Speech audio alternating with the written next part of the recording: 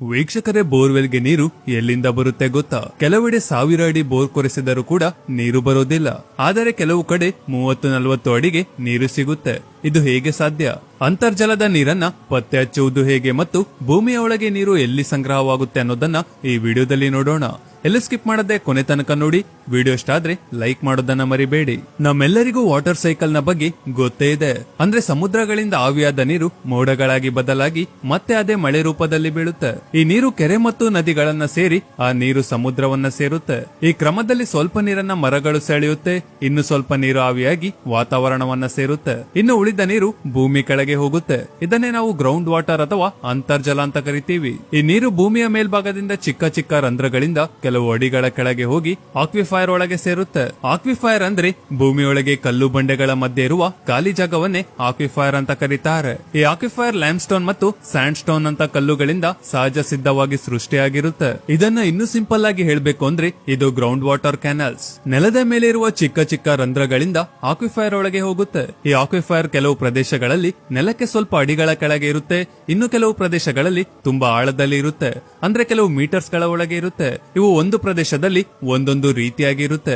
ಈ ರೀತಿ aquifer lines ತುಂಬಾ ದೂರದವರೆಗೆ ಕನೆಕ್ಟ್ ಆಗಿರುತ್ತೆ. ಕೆಲವು ಪ್ರದೇಶಗಳಲ್ಲಿ ಕೆಲವು ಮೀಟರ್ಸ್ ಗಳವರೆಗೆ ಇದ್ದರೆ ಇನ್ನು ಕೆಲವು ಪ್ರದೇಶಗಳಲ್ಲಿ 100 ಕಿಲೋಮೀಟರ್ ಗಳವರೆಗೂ ವಿಸ್ತರಿಸುತ್ತೆ. ಇದರ ಅರ್ಥ ಭೂಮಿಯ ಒಳಗೆ ಪೈಪ್ ಲೈನ್ ನ ತರ 100 ಕಿಲೋಮೀಟರ್ ಗಳವರೆಗೆ ಕನೆಕ್ಟ್ ಆಗಿರೋದು ಅಂತ ಅಲ್ಲ. ಭೂಮಿಯ ಒಳಗೆ ಕಲ್ಲು ಬಂಡೆಗಳ ಮಧ್ಯೆ ಇರುವ ಗ್ಯಾಪ್ ಅಂತ ಅರ್ಥ. ಈ ಆಕ್ವಿಫೈರ್ ವಾಟರ್ ಸ್ಪೇಸ್ ಅನ್ನೋದು ಆ ಪ್ರದೇಶದಲ್ಲಿರುವ ಕಲ್ಲುಗಳ ಮೇಲೆ ಆಧಾರವಾಗಿರುತ್ತೆ. ಉದಾಹರಣೆಗೆ ಗ್ರೇವ್ ಸೀಡ್ ಕಲ್ಲುಗಳಲ್ಲಿ ವಾಟರ್ ಸ್ಪೇಸ್ ಪೈಪ್ ಲೈನ್ ನ ರೀತಿ ಇರುತ್ತೆ. ಗ್ರೇವ್ ರಾಕ್ಸ್ ನಲ್ಲಿ ವಿಚಿತ್ರವಾಗಿ ಸ್ಟೋರ್ ಆಗಿರುತ್ತೆ.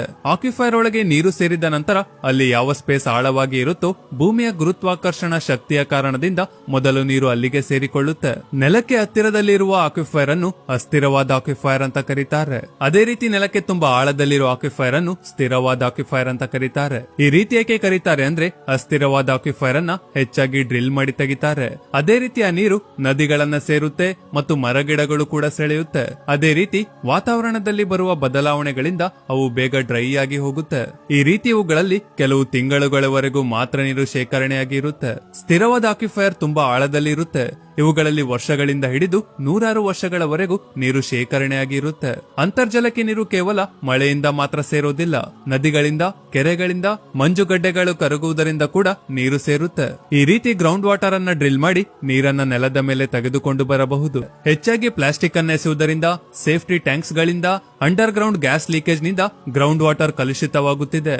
ಒಂದು ಬಾರಿ ಆ ನೀರು ಕಲುಷಿತವಾದರೆ ಮತ್ತೆ ಆ ನೀರನ್ನ ಕುಡಿಯಲು ಎಂದಿಗೂ ಸಾಧ್ಯವಿಲ್ಲ. ಈ ರೀತಿ ಗ್ರೌಂಡ್ ವಾಟರ್ ಅನ್ನ ಪತ್ತೆ ಹಚ್ಚಲು ಒಂದು ಯಂತ್ರ ಇದೆ.